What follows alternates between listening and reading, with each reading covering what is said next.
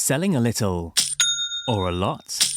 Shopify helps you do your thing, however you cha-ching. Shopify is the global commerce platform that helps you sell at every stage of your business. From the launch your own online shop stage to the first real-life store stage, all the way to the did we just hit 1 million orders stage? Shopify's there to help you grow. Shopify helps you turn browsers into buyers with the internet's best converting checkout. 36% better on average compared to the other leading commerce platforms. Because businesses that grow, grow with Shopify. Get a $1 per month trial period at shopify.com/promo. Shopify.com/promo.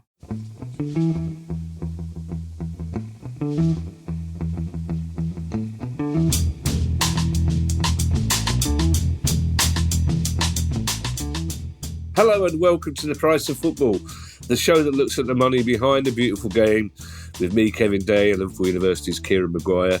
Morning, Kieran. How are you? Where are you, more importantly? I am in Liverpool. I'm at a conference, so that's why it might sound as if it's being recorded from Thunderbird 4 underwater. But I've been given a room for a few minutes before I go and talk some nonsense at the conference. What sort of conference is it, Kieran? Reform Party conference or? No, just academic stuff. I hope our listeners appreciate that we are clearly recording under difficult circumstances this morning, Kieran. That we may be the fourth emergency service when it comes to football finance, but we're working on limited resources today, Kieran, so we'll do our very best. Like Spitfire pilots, and I'm mixing too many metaphors there. It's Newsday, Kieran, lots of big news stories today, and the first one is FIFA attempting to raise a lot of money. Yes, this intuitively seems a little bit strange. FIFA have over $5 billion sitting in bank accounts and in their investment portfolio, but they're using the investment bank UBS to try to raise a further $2 billion.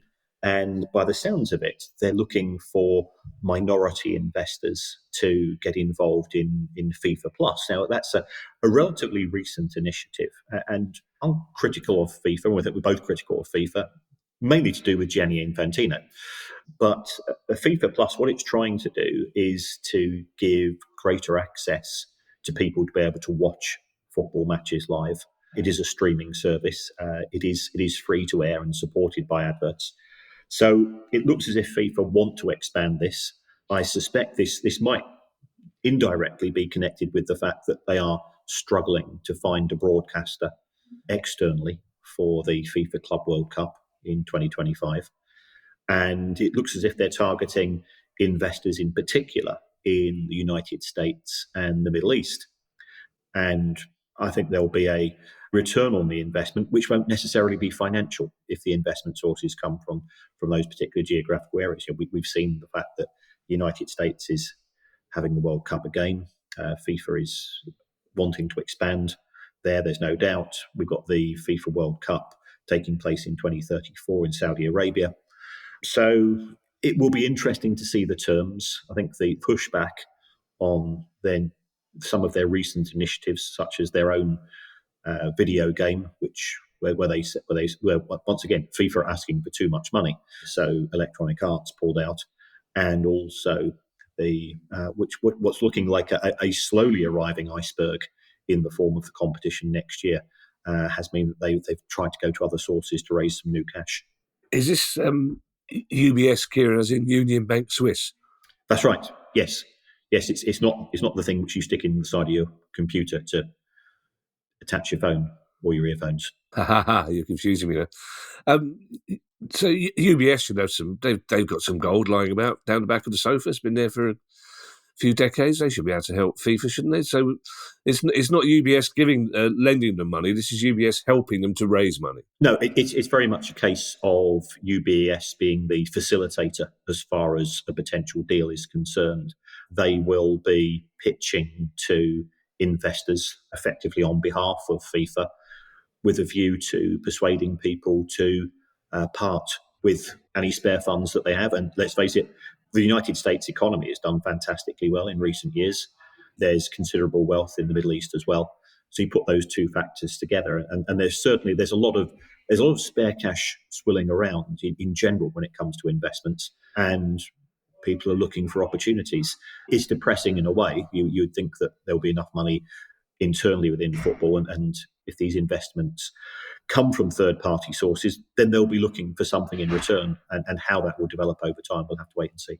I feel, Kieran, that we should point out to our listeners, they won't notice this because producer Guy will do a splendid job editing as ever, but there is a slight delay on our connection between you and I. So some of our more knockabout banter will probably have to take a back seat this week, which there may be listeners across the world thinking, well, it's about time we tune in for the football finance news, not the knockabout banter.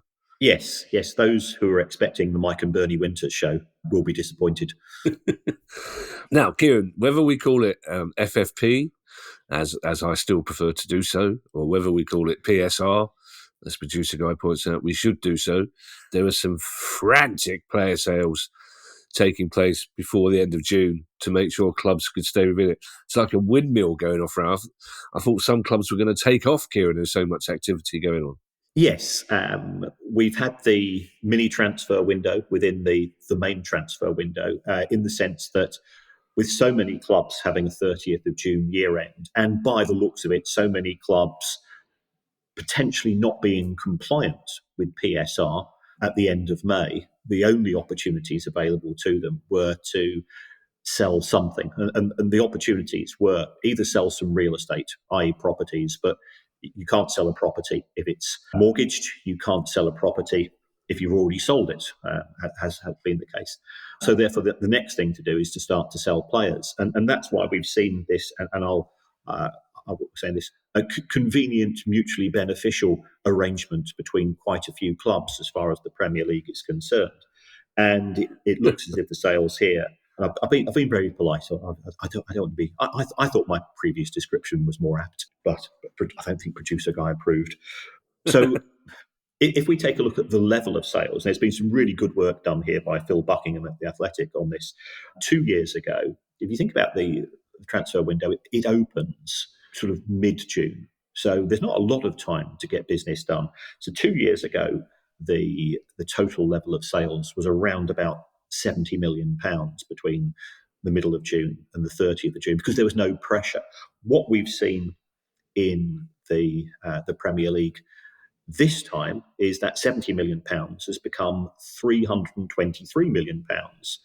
And we've not seen player swaps, okay? I would describe them as swaps, not swaps, in the sense that Chelsea will sign a player from Aston Villa, and then within 24 hours, Aston Villa will sign a player to Chelsea, and so on. So I think the clubs are desperate to not be seen to be doing swaps, because they feel that there could be further scrutiny with regards to the market value.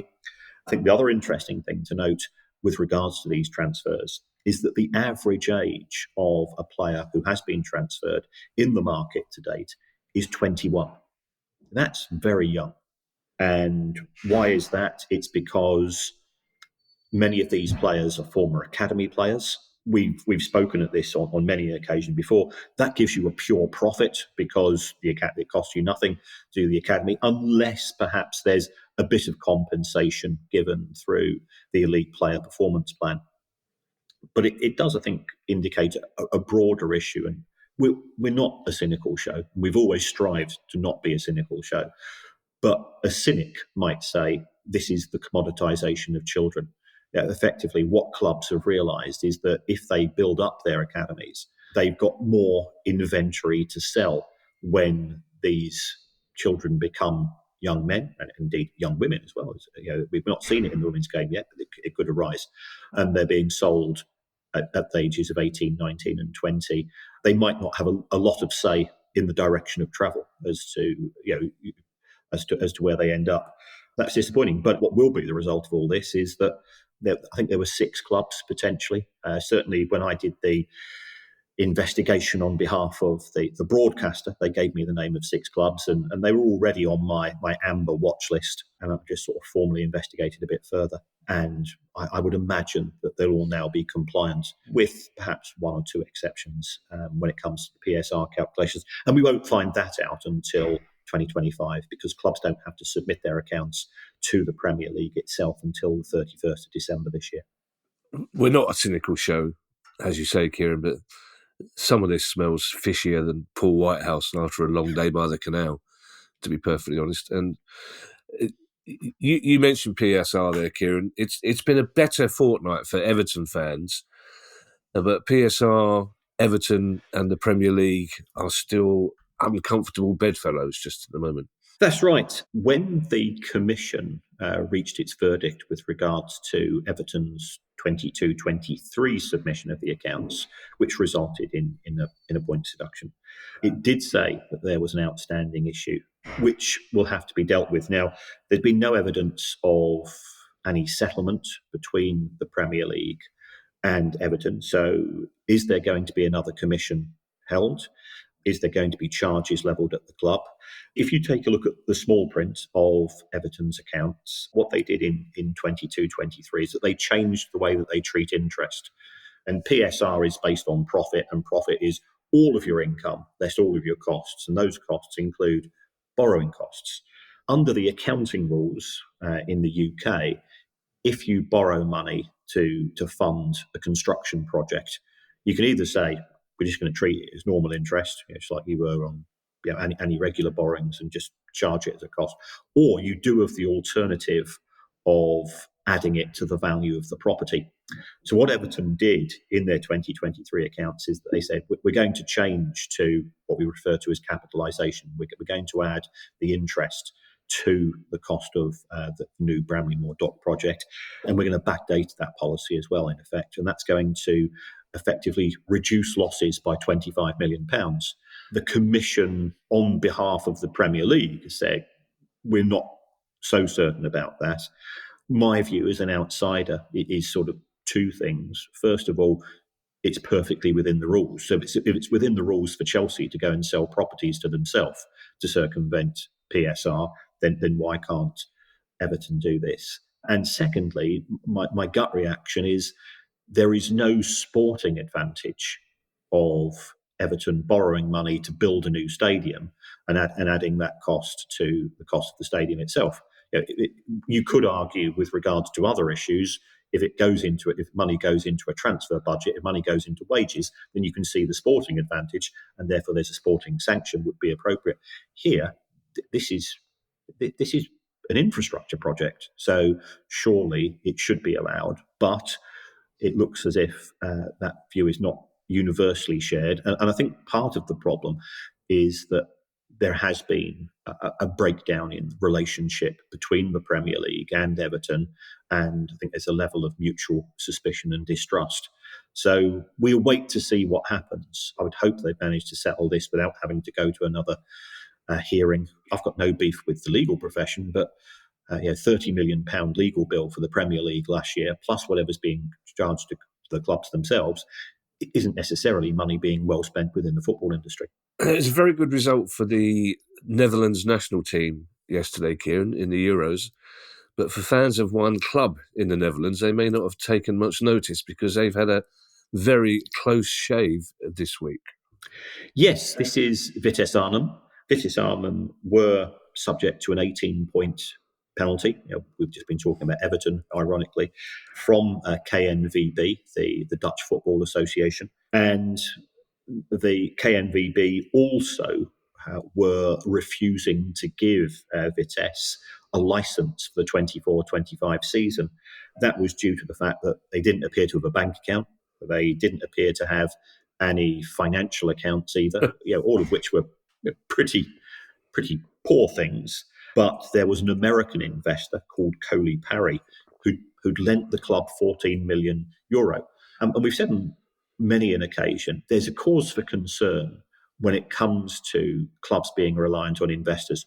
What happens if the circumstances of the investor change so they can no longer, or what happens if the investor gets bored? And what appears to be the case with Vitesse is that this guy, Coley Parry, just decided he was bored of football, and therefore he wanted his €14 million back, and the club clearly didn't have it.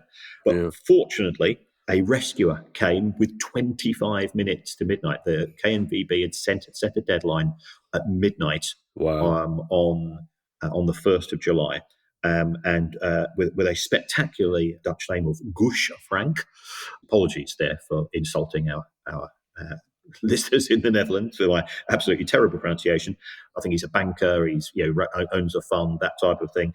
He said, I can't let this club cease to exist, and that's what the club would have ceased to exist. It would not have been able to physically play football next season. So he came to the rescue just before midnight. And I think this is a broader indication of the precarious nature of football, not just in this country, but across Europe as well. So Vitesse, you saw the reaction of the fans as well on social media. We've often said, the people of the Netherlands, that they enjoy an argument. And I think they were up for quite a serious argument in the form of fans being fairly cheesed off, to put it mildly. You didn't mean to say cheesed off there, Kieran, did you? If you did, congratulations. I'm very proud of you. I love the Netherlands. I love Belgium. They are incredible people. They are the most laid-back people, and yet they will literally start a fight in an empty room if they get bored. They just, which you read about the Dutch national team historically, and they would come off the pitch, light a fag, and start arguing about communism, which is one of the reasons I love that Dutch team of the 70s so much. I think, Kieran, you're absolutely right. I think we probably need to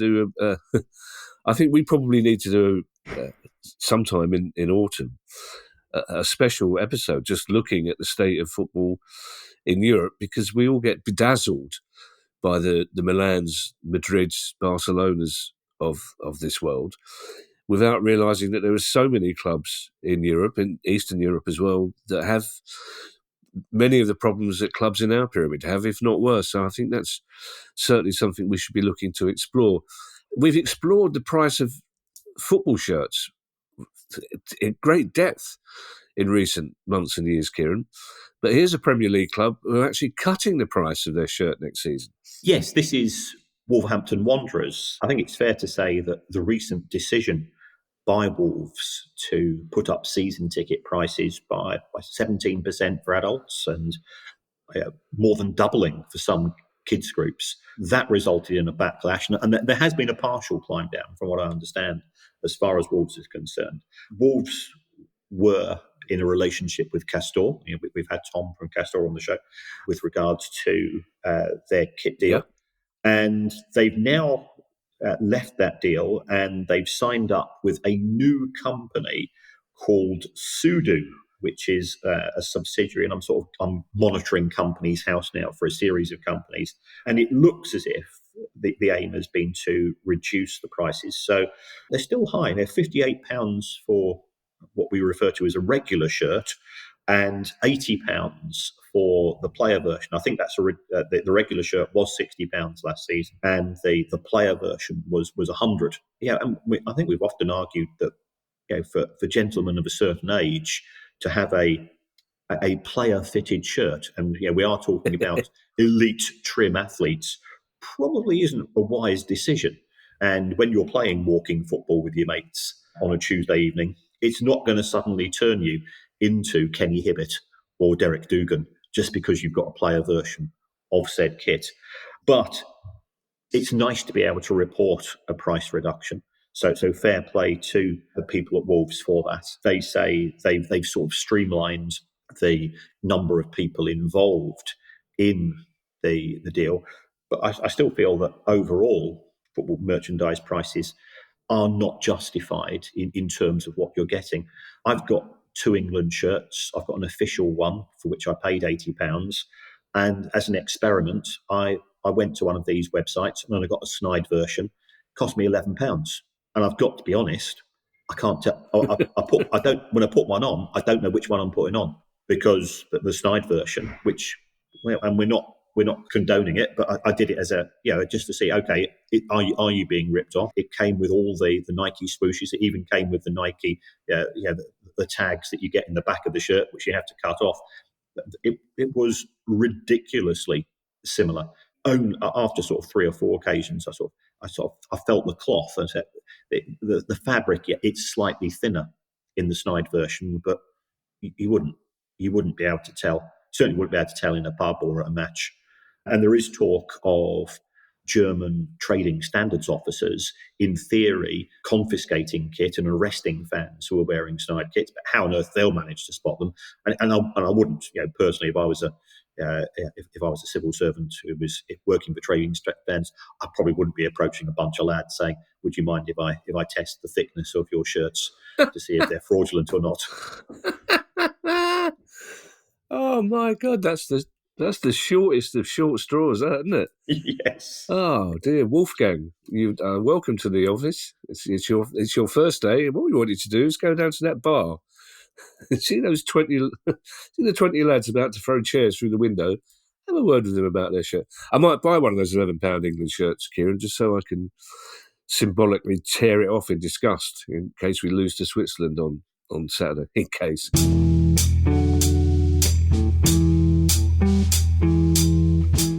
This is a paid advertisement from BetterHelp Therapy Online. Do you sometimes find yourself comparing your life to other people's? It might look like they have it all together on their Instagram, but in reality, they probably don't. Therapy can help you focus on what you want instead of what others have, so you can start living your best life. If you're thinking of starting therapy, give BetterHelp a try. It's entirely online and is designed to be convenient, flexible, and suited to your schedule. All you need to do to get started is fill out a brief questionnaire to get matched with a registered therapist. Once you get started, you can switch therapists anytime for no additional charge. With almost 5,000 therapists in the UK already, BetterHelp can provide access to mental health professionals with a wide variety of expertise. Stop comparing and start focusing with BetterHelp. Visit betterhelp.com/price today to get 10% off your first month. That's BetterHelp, HELP.com/price.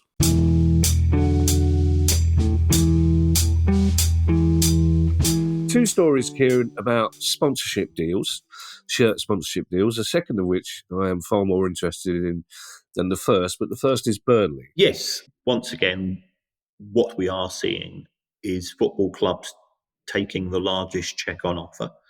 So Burnley have signed a 2-year deal with 96.com, which is it is a white label. By white label, it means a gambling organisation which has no physical presence in the UK, and its gambling licence is organised via a third party, normally via the Isle of Man. So if you're a Burnley fan who wants to place a bet with 96.com, you're going to struggle. Yeah, they will not have a very big book, to put it mildly. So where do we stand on this? The gambling industry benefits most from football because people gamble on football. They're willing to pay the highest prices. Clubs are losing money, and they will take one of two viewpoints. Either they will take a moral and ethical stance, or they will be blinded by the check and take the money. And this is what we have here. So yeah, we've been through this, this broad issue many times before, but it is indicative that the gambling industry, especially the Asian-facing gambling industry, loves the Premier League and loves the EFL as far as the Championship is concerned, and is willing to outbid everybody else for the rights to get their logos on the shirts. And of course, with an expanded EFL TV deal with Sky, which is looking quite spectacular. I've started to see the adverts for it already. You can understand why that would be the case. Yeah. Moral and ethical stance, Kieran, brings us on to the new front of shirt sponsorship deal for Crystal Palace women, because there are one or two more environmentally minded Palace fans who have taken a gin to this deal. Yes. Palace have signed a deal with a company called 10 Limited on behalf of the women's team.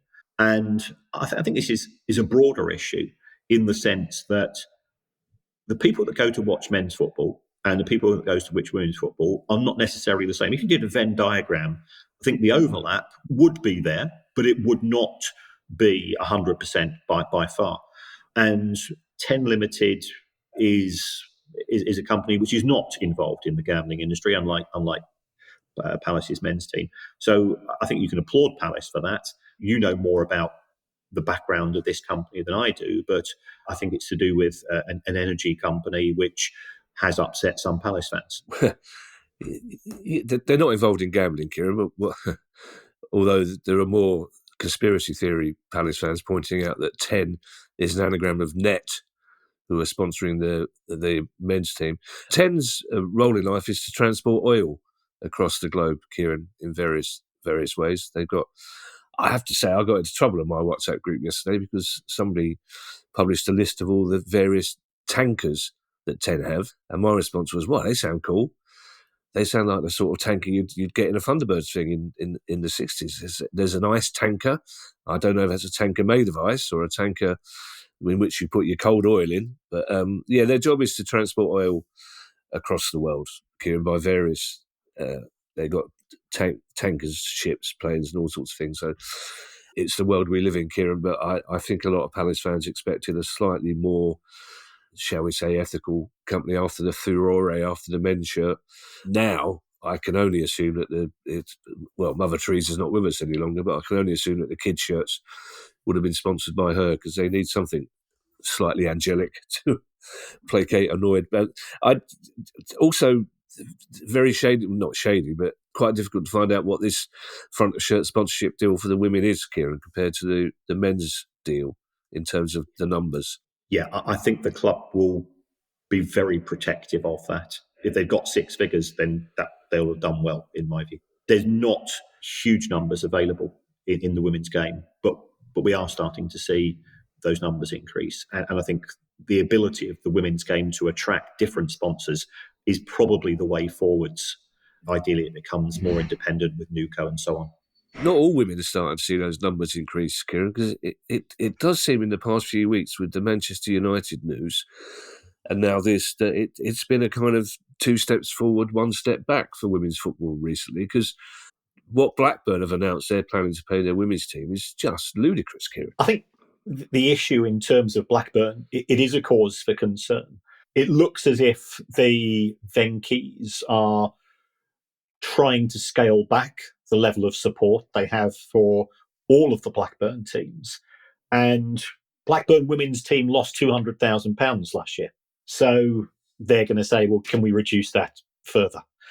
But at the same time, for the professional players to be now effectively become part-time, I think they're being put on 16-hour contracts on £9,000 a year. That is a vote of no confidence for the product from the owners. It's going to mean that the players will have to consider other options as well in terms of, and it's unrealistic to expect anybody to survive on £9,000 a year. And you could argue, well, hold on, we've got part-time players playing in the National League. Is that dissimilar? And I guess not. But if players were anticipating a full-time contract, then that's going to change. We also have to be realistic. All of the women's team are losing money as far as the WSL and the Championship are concerned. So those losses have to be funded from somewhere. Traditionally, I think we've looked to the owners. The Venkeys are now saying we're not willing to give the same level of support as before. Players are professional a long way down the pyramid, Kieran, in the men's game, aren't they? Every team in the top National League are professional. Most of the teams in the North are professional. It just seems, again, like I was saying, the last couple of weeks have just been quite a few stories that have been less than positive about women's. But when the fact is, you did embark on the opposite of a, I was going to say the opposite of a virtuous circle. Well, there's a word for that, Kieran, the vicious circle. Didn't occur to me just for a second. You embark on the vicious circle where the players go part-time and are almost certainly going to be less successful, which means that the women's team brings in less money anyway, and the Venkeys subsidise it or finance it less and less, to the extent that one day they go, well, we're just throwing good money after bad here, let's not have a women's team. That is a genuine danger. We've effectively seen the same at Reading. I think there is a chance of the Reading's women's team being rescued, but we'll have to wait and monitor that. At a time when there's so many positive things about the women's game in terms of growth, certainly at the upper end, my concern is that it comes very much a 2-tier product, and the second tier which is already in the shadows of the successful teams, the likes of Arsenal and Chelsea and the Manchester teams, then there will be no way for them to get into a challenging position. And it's going to be more difficult because you're not going to have the legacy fan base. You and I, we will we will follow Brighton and Palace, Premier League, Championship, League One, League Two, because we've got nothing else in our lives. Yeah, let's be honest. Whereas I think for some of the women's team who are trying to build a fan base, and because they are startup businesses, there is a danger that the fans go away, as you said, and it becomes 10 times as difficult to attract them back in.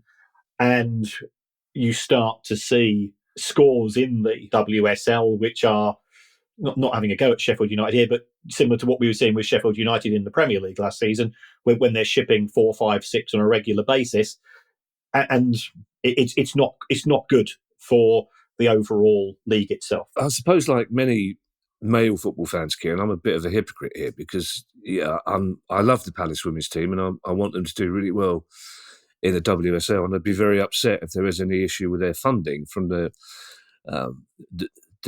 big club, for want of a better word. But at the same time, I don't go to nearly as many women's games as I probably should do. So I'm part of the problem in a way, aren't I? Along with many football fans who like the idea of their team having a women's team, but don't necessarily physically, financially support it. I'm not sure that is the case, because if you take a look at the demographic of the two teams, that they are going to be different. They're potentially going to have different values. They're going to attract a different audience. So it's not a case of you support Crystal Palace men's team. Yes, you are supportive of Crystal Palace women's team, but does that oblige you to go and watch them? No. And there will be people who have started following the women's team who equally feel that the men's team is not necessarily for them for a variety of reasons. And that applies to all clubs. We all have busy lives. We have limited amounts of leisure time, and we've also got commitments in terms of family and outside life. So to expect people to double up, I don't think necessarily is realistic. And I wouldn't beat myself up or anybody else up just because they choose to go and watch one or the other. I think it's a shame that the women's game has an opportunity for growth, and if you stick with it, then that growth will turn into a sustainable business, which can actually generate an audience, and B, become a sustainable part of the overall business. But like all startups, you've got to go through those tough early years. I'm just writing down, Kieran says I'm not a hypocrite. That'll be my takeaway when Ali says, how did the pod go? I'm actually more worried about seeing the Palace women's team play now. Now they're sponsored by an oil company. I don't particularly fancy having orange powder thrown over me when I'm halfway through the second half of a women's game. Now, the more astute of our listeners, Kieran, by which I mean all of them, may have noticed a change in sound quality from the start of the pod. That's because those issues we told you about that we were having this morning became insurmountable, unfortunately. So we had to stop that recording and pick it up again. It's currently 10:15 at night. That's how dedicated we are to you. But it does give us, Kieran, a chance to talk about a story that broke this afternoon, a story about an area close to your heart.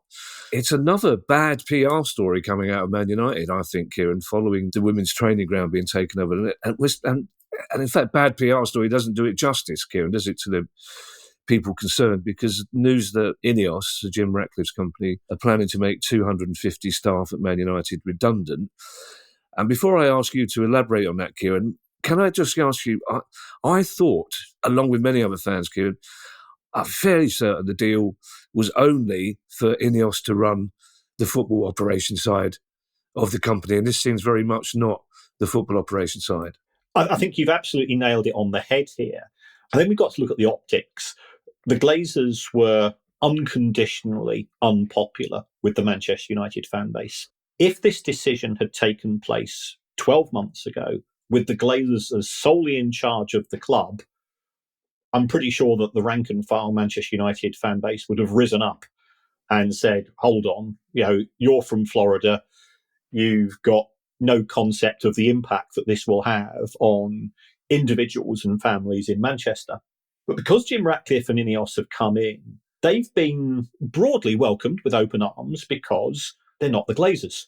So therefore, any decision which they are connected with is going to give the Glazers a free pass. Let's be perfectly honest, we've been sitting on this story for a few days. We have journalist contacts and the news leaked, and we got to hear it via the journalists as well, and it would have been completely inappropriate to break that story earlier. You've got to be professional when you approach, and at the same time, you've got to feel for the individuals concerned. So INEOS have come in. Now, what INEOS normally do when they take over a chemical business or a petrochemical business is that they do exactly the same as they do here. And this is common in other industries.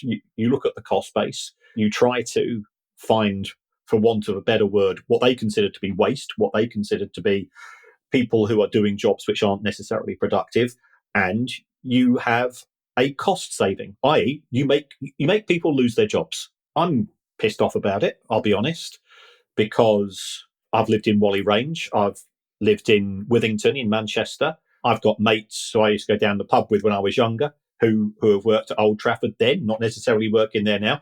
And I know people who potentially will be affected by this. I think the reaction of some of the Manchester United fan base is along the lines of, look, it's a business, it's not a charity. Nobody's claimed it's a charity, by the way. And therefore, tough decisions have to be made for the good of the business. And that's fine. And I understand that viewpoint.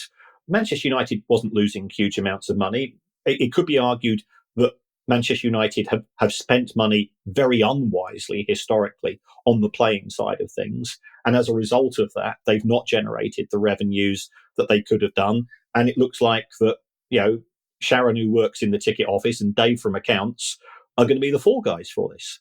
And that's the thing that irritates me. How much money will be saved? Well, if we take the average salary of a person in the UK, it's 35 grand. You get rid of 250 people, so you're saving £9 million a year. Manchester United's wage bill is well over £300 million. So you're saving, 2.5% of the wage bill. Now, £9 million is still a lot of money. To put that into context, if we compare that to Sir Jim Ratcliffe himself, it would take 3,200 years to take all of Sir Jim's savings in respect of that £9 million a year. And that's not having a go at him. He's been very successful. He's good at what he does. But I do think it's quite disingenuous, the way that it's being played out, the way it's the public relations from Old Trafford is, this money is going to go into the playing side of things. So the fans are thinking, wow, that's absolutely great. Well, okay, if you go and sign another Anthony, if you sign another Sancho, if you sign another Donny van der Beek, here's the thing. It ain't going to make things better. And, the money involved isn't going to say things. So morale is going to be pretty low. I think the back office staff are being made to be the fall guys in respect of this. And I was very proud of Manchester United during the pandemic, the way the club conducted itself, the way it provided solace and support for those people in need. I was very proud of Manchester United for agreeing to pay the real living wage. But if decisions are going to be made in terms of what's best for the business, here's the thing for everybody that's saying that. This is what's best for the business. The Super League is best for the business. Guaranteed revenues, higher revenues. Higher ticket prices are good for the business because Manchester United will still get 75,000 people turning up if you increase the prices by 20 years. But if fans are going to say, well, it's good for the business, they've got to accept that. The 16 or 18 team Premier League is best for the business because it allows Manchester United to play more pre-season tournaments. Not having one team, one vote is good for the business because it allows decision-making to be concentrated in the hands of, and all of these things, which when they were suggested by the Glazers, provoked a furious reaction from Manchester United fans, are now being soft-soaked through. If anybody saw the interview that Offshore Jim did with Bloomberg the other week, he was muttering about this. He called the Super League an initiative. He said that Manchester United were being disadvantaged because it's one team, one vote, and so on. Well, these are all the ideas of the Glazers, and now they're being put through the public relations machine. People are losing their jobs as well. There's no reason why you couldn't have natural wastage at Manchester United. And let's be honest, Manchester United is the biggest employer of any football club in the Premier League.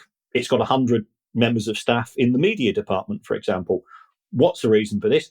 Manchester United is the biggest club in the Premier League, and the amount of media inquiries that come in each day probably reflect that. It's got one of the biggest commercial departments because it's the second most successful commercial club after Manchester City. So it's got the highest number of matchday staff because it's got the biggest stadium. So I understand why Manchester United fans have some Manchester United fans being very defensive, but be careful what you wish for, because once you start going down the line of what's best for the bottom line is best for the club, that's fine when it's not affecting you.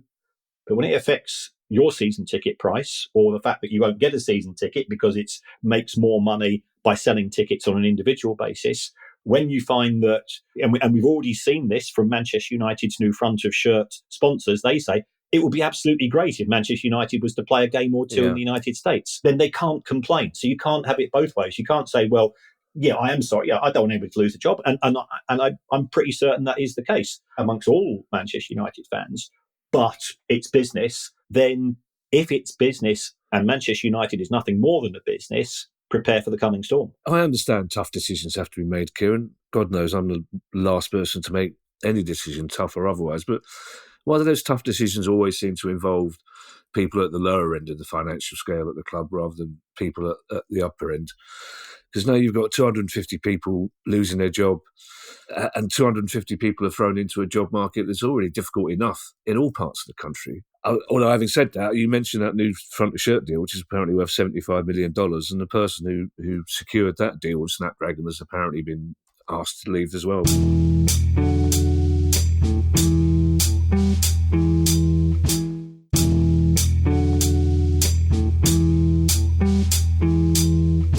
I've got 3 questions for you, Kieran. The first of all, has some people have suggested today, anything to do with PSR, making a saving that will be put towards that? In my opinion, not really. I think PSR is a convenient excuse. The reason why Manchester United are probably closer to the PSR limit than they would like to be is the fact that the Glazers borrowed huge amounts of money, and therefore Manchester United is still paying interest on those loans. When there's been opportunities to repay those loans, what have the Glazers chosen to do? They chose to pay themselves dividends rather than pay down debt. Manchester United, let's be honest, with one or two exceptions since Sir Alex Ferguson has retired, have signed moderate players on big contracts and big transfer fees. So that's not down to PSR. And the Glazers themselves, under both Project Big Picture and Super League, which they were very much in favour of, were advocating a much more draconian wage cap and spending cap than exists under the current PSR system. The second question, you've kind of indicated an answer already, but we've always discussed, or rather you've always told me in the 4.5 years we've been doing this pod, that it's virtually impossible to treat a football club like any other business. Simon Jordan tried to do it when he came in at Palace, when he set up telesales for season tickets and all sorts of stuff. That didn't work. Mike Ashley sort of tried to do it at Newcastle, but that didn't work. So basically, Ratcliffe is doing what you say he shouldn't do. But he clearly thinks that you can run a football club in the same way that you can run any other business. Is that right? I think he is going down that line. I think he will be, or his public relations machine will be very much pushing. He's doing this because he loves the club. But he can't love the club that much. Let's face it. He had a season ticket at Chelsea, and 2 years ago he was trying to buy Chelsea. And as somebody that travels to the Northwest on a regular basis, I know how much it costs on a train to get from London to Manchester and Brighton from Manchester. It's not cheap, but if there's one person in the country that can probably afford it, or if there's one person in the country that can actually afford to fly from Monaco to Ringway in Manchester and watch Manchester United and have a season ticket there and a box there for the past few years, it's Sir Jim Ratcliffe. And part of me says, look, you've been fantastically successful. You should be going, you should have been watching the club for years, and yet he chose to be a season ticket holder at Chelsea instead. So I just find the narrative that it's for the best interests of the club. There is a playbook that INEOS have, which is very much a corporate takeover playbook of go in, blame the old management for everything, and slash costs to the bare bone. And that can work if you are producing a generic product, such as petrochemical products. If you're looking at a football club where ultimately its success or otherwise in terms of what I consider to be the key performance indicator, which is success on the pitch, and for a club of the stature of Manchester United, they have underperformed over the last decade in terms of the trophies that they've won. You're not going to get that unless you are willing to invest. Now, the club will say, well, hold on, we've just signed Dan Ashworth from Newcastle United, and a substantial amount of money's been paid. We've got Jason Wilcox from Southampton. We've got Omar from Manchester City. So they are investing in a lot of money at the top end of the club and spending the wages and lots of other staff coming in. But it does seem to be double standards, because you look at the money being spent by INEOS in terms of, and this is going through the Manchester United cost centre, that seems to be inconsistent with a business that wants to genuinely control costs. You've half answered my third question now, Kieran, with talk of blaming previous owners when they take over a company. Is this also, as it seems to me, to be an implied dig at the way the Glazers have run the club in the past? Are they saying to the Glazers, look, you can't be trusted to run this because you've allowed this organisation to get flabby? And where would the Glazers have been in this? Coming right back to my initial thought that INEOS are there to run the football. Will the Glazers have had to approve this? Because it clearly isn't a football decision. Will the Glazers have just stood by and say, let him get on with it? We knew this would happen. As long as we still keep getting our dividends, we'll be fine. Yeah, the Glazers will be absolutely delighted, because they are not on the hook for this. This is deemed to be an INEOS decision. As you've rightly said, it's impacting upon the non-football side of the business. And yet what we were told was INEOS are responsible for the football side of things. And I think you've absolutely nailed it, that INEOS are actually spreading their influence. But I can guarantee that the Glazers will have had to have signed off on this, because together they are still the majority state shareholders as far as Manchester United is concerned.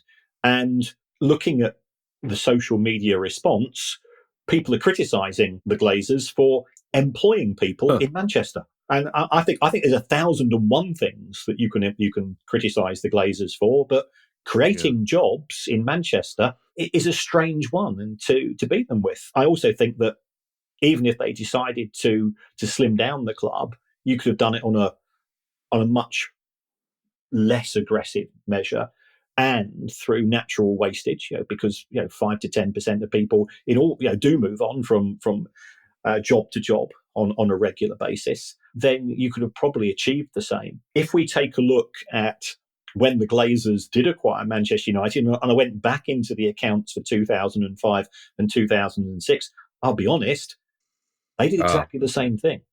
There was a 10 to 15% cut in the number of jobs between 2005 and 2006. So it has happened before, except it was done in a less look-at-me way. Okay. I'm just writing down underneath, not a hypocrite, absolutely nailed it. So I've got two things to tell Ali now. Kieran says, not a hypocrite, and I absolutely nailed it. I won't tell her the context. She'll just be impressed that you said those things about me. Our final news story, Kieran, I'm almost reluctant to read it. I don't know if this little tear in my eyes to do with this story or hay fever, but it seems, Kieran, that Southend United are this close. There's no point me doing that gesture because you can't see it, but my fingers are very, very close together. It seems Southend United are this close to having new owners, Kieran. Yes, it's 2 cheers as far as I'm concerned instead of 3, because whilst the Martin family are around, you always have to have reservations as to last-minute changes of plan, clauses being added to sections of contracts, which all of a sudden make the deal more palatable. But it does seem that we are moving closer and closer to the end game here. You've got to give, I think, the council a bit of credit. You've got to give the new owners credit for the patience that they've shown. You've got to give the fans a huge amount of credit for their continual highlighting of the issue. The local journalist, Chris Phillips, has done a fantastic job as well. And begrudgingly, if it does get over the line, you've got to give Ron Martin a bit of credit, because The club has lost money on a year-by-year basis. It is a cantankerous, malevolent rat bag, as far as I'm concerned. But if we still have a Southend United, then let's just move on. That's almost like blaming the Glazers for employing people, Kieran. Giving Ron Martin credit. I'm coming to terms with you saying that about. I like the obnoxious ratbag stuff. I wasn't expecting you to give him any credit, but 2 cheers, Kieran. I mean, that's a lot more than Southend fans have been allowing themselves for quite some time now. So I'll take 2 cheers, and I presume they will as well. Do we have any news on when we can turn that into 3 cheers, or do we have any news on when there will be? When the deal is signed off, and I will take everything, even the very minuscule niceness I've had towards Ron Martin, if he doesn't sign off over but in the next week or two. There's no reason for him not to do so. So the deal is not signed, and until that deal is signed, you have to have reservations. Well, there's no reason for him to play silly buggers with HMRC and to treat the fans with contempt, Kieran, but he still did it. So, but you're saying exactly. That the time frame, hark at me, time frame. You're saying that the time frame is literally days now rather than weeks and months. Well, one would hope so, given that the council have suggested this decoupling. Clearly, there are political issues in the country which are going to occupy people's thoughts, I would imagine, over the next few days. But there's no reason why the local council can't just get on with this and put together a final arrangement which all parties can agree to. Well, that would be brilliant, Kieran, because we are expecting to speak to somebody from the Shrimpers Trust in the next week or two anyway. And I'd be so pleased, Kieran, if we could rip up the questions we did have about what a nightmare it's been and just have a 5-minute chat about fantastic, it's all very good. Let's have a virtual glass of champagne. Thank you to everyone who's donated to the pod via our Patreon page. If you'd like to make a small monthly contribution to the pod as well, that'd be very kind of you, and it'll get you access to our chat community and our regular quizzes, and you can do that by going to patreon.com/priceoffootball.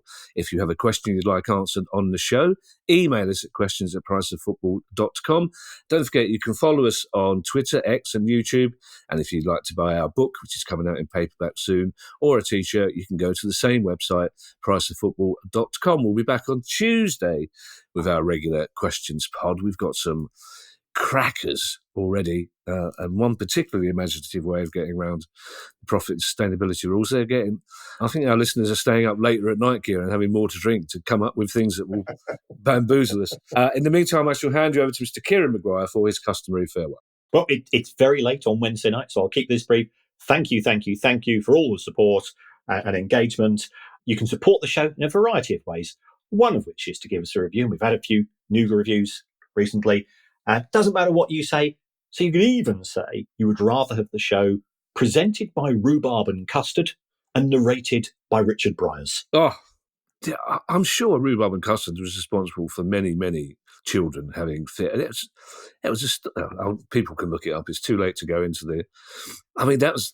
And I couldn't watch it, Kieran. I think I still have awake nightmares about that now. Richard Bryars, I could. If he just narrates he could narrate the pod on his own, Kieran. In fact, let's get him to do the audio version of our next book. That'd be. Oh no, we can't. I've just seen for a problem with that. All right, bye everybody. Yes. Bye everybody. Bye. The price of football.